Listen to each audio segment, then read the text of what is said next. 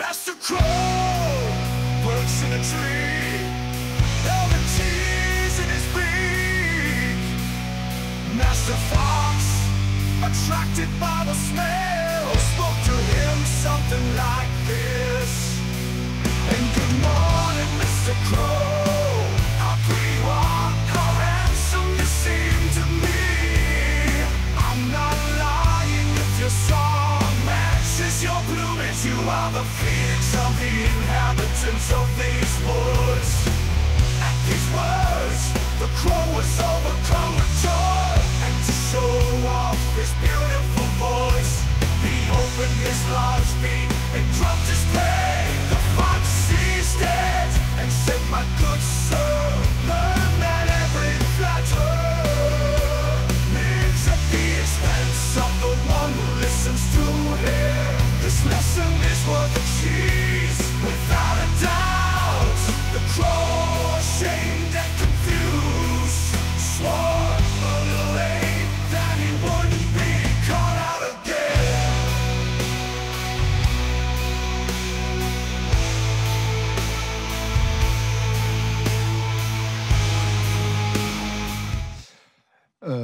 Eh bien, du coup, nous, on était parti d'une idée assez simple de partir sur la musique. Déjà, on avait cette vision de partir sur du son avant d'animer.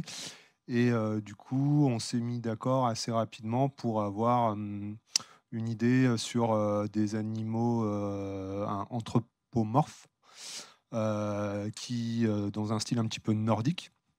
Donc on a un peu débattu, pas trop même, et on s'est plutôt bien entendu et on est vite fait tomber sur le côté heavy metal. Alors c'est ce qu'on on a commencé à très rapidement aller sur Suno. On avait une bande son qui était assez intéressante au début, vraiment du death metal avec quelqu'un qui hurle et tout, c'était vraiment cool.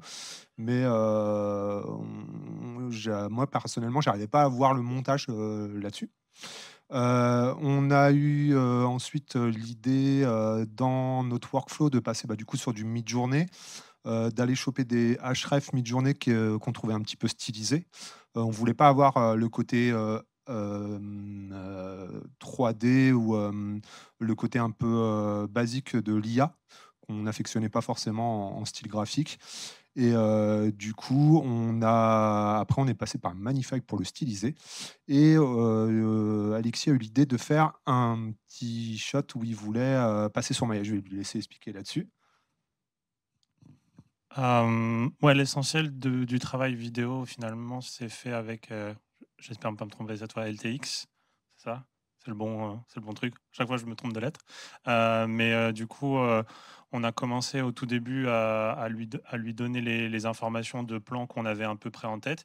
Il en a généré, beaucoup plus tout seul, et à chaque fois avec, des vidéos, enfin, des images qui étaient très réalistes, pas du tout dans le style qu'on voulait, mais l'avantage avec l'asset manager qu'il avait, où il avait du coup nos deux personnages principaux, c'est qu'on avait une consistance entre les différents persos durant tous les plans proposés.